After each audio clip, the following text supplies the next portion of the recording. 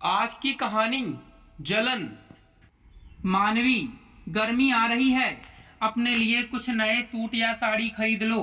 पिछले साल भी तुमने कुछ नहीं लिया था, अब इस साल भी क्या वही पुराने कपड़े पहनोगी? राकेश अपनी पत्नी मानवी से कहता है। मानवी बोली, आपने पूछा मुझे खुशी हुई, पर आप यह भी तो सोचिए, नए कपड़ों में तो और गर्मी लगेगी। तो मैं क्या सोच रही हूँ, क्यों ना पुराने सूट की बाजू को निकाल दूं या फिर छोटा कर दूं, तो गर्मी भी कम लगेगी। राकेश बोला, तुम और तुम्हारे जुगाड़। कितनी औरतें होंगी जिन्हें अपने पति से शिकायत रहती होगी कि वह उन्हें पूछते नहीं हैं, और मैं तुम्हें कह रहा हूँ तो तुम कपड़े लेती नहीं हो। मानवी हंसकर बोली, इच्छा का तो कोई अंत नहीं होता, पर संतुष्टि भी कोई चीज होती है। मैं आपसे और हमारे घर परिवार से बहुत संतुष्ट हूँ, और वैसे भी जब मुझे जरूरत होगी तब मैं आपसे मांग लूंगी। इतना कहकर वह अपने काम में लग गई। कुछ हफ्ते बाद मानवी की ननद सोनी मायके आई। मानवी को हंसते मुस्कुराते काम करते देखकर वो बोली, भाभी, आपको तो सारी खुशियां बिना मांगे ही मिल गईं। आप जो चाहती हो वो सब आपको मिलता रहता है, इसलिए आप हमेशा हंसती मुस्कुराती रहती हो। और एक मुझे देखो, मेरे ससुराल को देखो, मैं तो परेशान हो गई हूँ। मुझे तो मेरी मनमर्जी का कभी कुछ करने को मिलता ही नहीं, और तो और मुझे हर छोटी छोटी चीजों के लिए पूछना पड़ता है।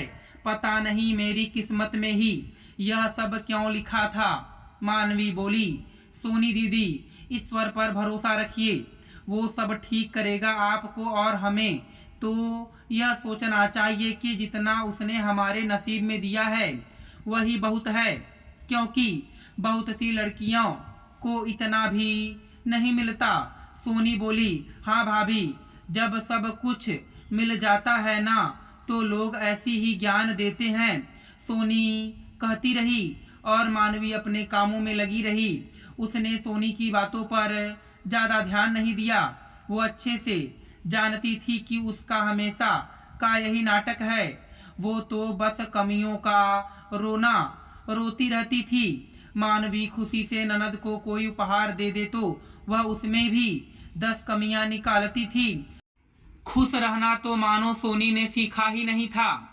भाई दूज का समय आया तो मानवी ने अपने मायके फोन किया और अपनी माँ सुशीला जी से बोली, मम्मी, इस बार मैं भैया दूज पर मायके नहीं आ पाऊंगी, तो भाई से कहना दिल छोटा ना करे।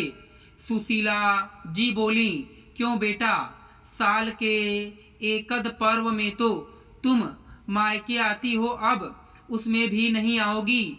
वैसे खुशखबरी है, तुम्हारे छोटे भाई की नौकरी लग गई है। मानवी बोली, अरे वाह, काश कि मैं वहां आ पाती, भगवान उसे खूब तरक्की दे। बात यह है कि सोनी दीदी इस बार भाई दूज पर घर आएंगी और कुछ दिन रुक कर जाएंगी, तो मैं सब कुछ मम्मी जी पर तो छोड़ नहीं सकती ना। सुशीला जी बोली, सोनी के ससुराल में सब कुछ ठीक तो है ना? मानवी बोली, वैसे तो सब ठीक है, पर समस्या ससुराल में नहीं है। समस्या तो यह है कि सासू माँ को लगता था कि उनकी बेटी दुनिया की सबसे दुखी औरत है और बहू दुनिया की सबसे सुखी औरत, और यही सोच सोच कर वो खुद तो दुखी होती हैं और हमें भी दुखी करती हैं। सुशीला जी बोली, कोई बात नहीं बेटा, अगर तुम नहीं आ पाओगी तो तुम्हारा भाई सुबह आ जाएगा। भाई दूज का त्योहार आया। मानवी का भाई उसके घर आया, टीका लगवाया। जब वह जाने लगा तो मानवी से बोला, दीदी, माँ ने साड़ी आपके लिए दी है। मानवी बोली, वाओ, बंदेज की हरे रंग की साड़ी बहुत सुंदर है। मानवी को वो साड़ी पहले नजर में ही पसंद आ गई। भाई भी खुश होकर वापस चला गया। कुछ घंटे बाद सोनी मायके आई। भाई भाभी को ढूंढते हुए वह मानवी के कमरे में गई, और जब उसने वह साड़ी देखी तो उसे वह बहुत अच्छी लगी। वह मानवी से बोली, भाभी, क्या आप उपहार में मुझे यह साड़ी दे सकती हो। मानवी ने मना नहीं किया और खुशी खुशी वो साड़ी उसे दे दी। मानवी का पति राकेश मानवी को देखकर गर्व से प्रफुल्लित हो गया था। सोनी उस दिन तो वह साड़ी लेकर चली गई, पर जब दूसरी बार मिलने आई तो मानवी से बोली, भाभी आपके पास इतना कुछ है फिर भी ननद को देने में आपको रोना आता है ना। कभी ढंग का भी दे दिया करो ताकि मैं अपने ससुराल जाकर कह सकूं कि मेरी भाभी ने यह दिया है और मैं अपने मायके से संतुष्ट होकर आई हूँ। मानवी बोली, दीदी आखिर बात क्या है? पिछली बार तो आपने बंदेज वाली साड़ी मुझसे मांगी जो मैंने आपको दे दी थी, फिर आप इतनी नाराज क्यों हैं? सोनी मुंह बनाते हुए बोली, दे तो दी, कोई एहसान नहीं किया। अरे वो साड़ी तो वहाँ किसी को अच्छी लगी ही नहीं ना, आपको देने का मन ही नहीं था, इसलिए मानवी बोली, हद है, आप वो साड़ी अपनी पसंद से लेकर गई थी और मुझे क्या पता था कि वह साड़ी उन लोगों को पसंद नहीं आएगी। मानवी की सास मंजू जी बीच में बोली, अरे बहू तुम्हें एक ही ननद भारी पड़ रही है, आखिर तुम्हारे पास क्या कमी है? सब कुछ तो है, पर देखो मेरी बेटी कितनी परेशान रहती है, कभी उसे भी खुश करके भेज दिया करो। उसे देने से तुम्हारी भरी हुई तिजोरी खाली नहीं हो जाएगी, उल्टा ससुराल में मेरी बेटी का मान बढ़ जाएगा कि उसके भाया भाभी उसे कुछ ढंग का तो देते हैं। मानवी से आज बर्दाश्त नहीं हुआ तो वह बोली, सही कहा मम्मी जी, हर सास को अपनी बहू दुनिया के सबसे सुखी और धनवान औरत लगती है और बेटी दुनिया में सबसे दुखी और गरीब नजर आती है। जिस साड़ी में आपकी बेटी को आज इतनी कमियां नजर आ रही हैं, वही साड़ी उस दिन बहुत अच्छी लग रही थी और मांग कर भी वह खुद ही लेकर गई थी। अब खुद की ही पसंद पर उन्हें भरोसा नहीं है तो कोई क्या कर सकता है। एक तो अपना मन मार कर मैंने वो साड़ी इन्हें दी, ऊपर से आप दोनों मुझे ही बातें सुना रही हैं। दुखी होकर मानवी वहां से चली गई और बात आई गई हो गई। कुछ दिनों बाद जैसे ही सोनी को पता चला कि इस बार मायके से सब लोग अयोध्या जा रहे हैं तो वह उनसे मिलने चली गई। मिलने आई, वहां तक तो ठीक था, पर फिर दुखड़ा लेकर बैठ गई, भाभी आप लोगों का तो अच्छा है, जब मन करता है घूमने चले जाते हो, और एक मैं हूँ जिससे घूमने फिरने के लिए भी 10 बार सोचना पड़ता है। मानवी बोली, दीदी हम तो अयोध्या जा रहे हैं और वह भी बस 2-3 दिन के लिए, पर पिछले महीने ही तो आप लोग रामेश्वर गए थे और वह भी पूरे 10 दिन के बाद लौट कर आए थे। वैसे जीजा जी आपको खूब घुमाते हैं। हाँ वह बात अलग है कि आप कभी नाम नहीं लेती। सोनी बोली, अरे कहाँ पता नहीं पिछले महीने कैसे लेकर चले गए, वरना हर बार तो पैसों का ही रोना होता है कि कितने पैसे खर्च हो गए। आप नहीं समझोगी, गृहस्थी के खर्चे, मम्मी जी की दवाइयाँ, बहन बेटियों के लेन देन के खर्चे सब हमें ही तो करने पड़ते हैं। हाथ कितना तंग रहता है, मैं और मेरा मन ही जानता है। अपनी बात कहकर सोनी रोनी सूरत बनाकर वहां से चली गई। उसके जाते ही मंजू जी ने अयोध्या जाने से मना कर दिया। वो बोली, मेरी बेटी इतनी परेशान है और मैं घूमने जाऊं? नहीं, मुझसे यह नहीं हो पाएगा। उसका मन कितना दुखी हो रहा था। ऐसे में मैं माँ होकर कैसे अकेली घूमने चली जाऊं?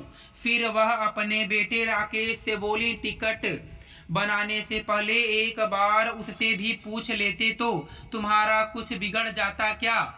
मैं भी सब समझती हूँ बेटा की, तुम्हें किसने मना किया होगा? मानवी बोली, मम्मी जी मुझे अपनी बेटी की तरह समझने की भूल मत कीजिएगा। अरे नंदोई जी सरकारी नौकरी में हैं और अच्छा खासा पैसा कमाते हैं, और जानकारी के लिए बता दूं, हर 3-4 महीने में वो दीदी को बाहर घुमाने ले जाते हैं, पर फिर भी वह रोती रहती हैं। और आपका बेटा एक छोटी सी नौकरी करता है, पर मैं दुखी नहीं हूँ, मैं तो उसमें फिर भी खुश हूँ। आप समझती क्यों नहीं हैं? जिस इंसान को हर चीज में कमी नजर आती है वह हर चीज में कमियां ढूंढता है। खुश होना तो इंसान पर निर्भर करता है। तो जितने खर्चे वो यहाँ गिनवा कर गई हैं वह सारे खर्चे हम लोग भी तो करते हैं। और सच पूछिए तो आपकी बेटी को खुशी रहने की आदत ही नहीं है, तो वह किसी दूसरे को देखकर कहाँ से खुश होगी। राकेश बोला, मानवी रहने भी दो। मानवी बोली, नहीं, इतने सालों से उनको खुश करने में हम सब लगे हैं, पर वो है कि बस उन्हें खुद से मतलब है। इच्छा का कोई अंत नहीं होता है। राकेश, संतुष्टि भी कोई चीज होती है कि नहीं? जो दीदी में बिल्कुल भी नहीं है।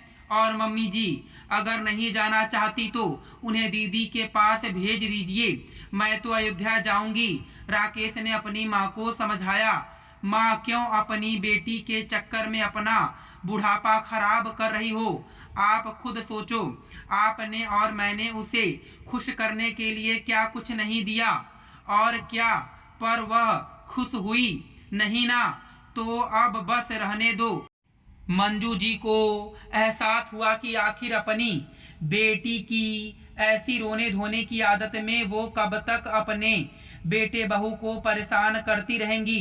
मंजू जी ने सोनी को फोन करके कहा, बेटा सोनी, तुम नहीं जा सकती हो तो मुझे भी अच्छा नहीं लग रहा है।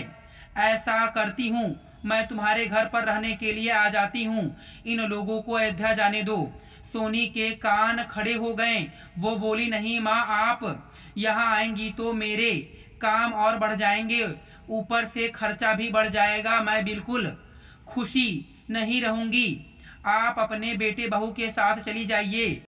हाँ, वो तो मैं इसलिए कह रही थी कि भाभी मुझे पूछती तो मुझे भी अच्छा लगता। सोनी की माँ बोली, अच्छा, जैसे ही करने की बारी आई तुमने अपना पड़ला झाड़ लिया। और तुम जब बाहर घूमने जाती हो तो क्या अपने भाई भाभी या अपनी माँ से पूछती हो? नहीं ना। एक बात कहूँ सोनी, जितना भगवान ने तुम्हें दिया है ना उसमें खुश रहने की आदत डालो, और बात बात पर रोने के लिए यहाँ मत आया करो।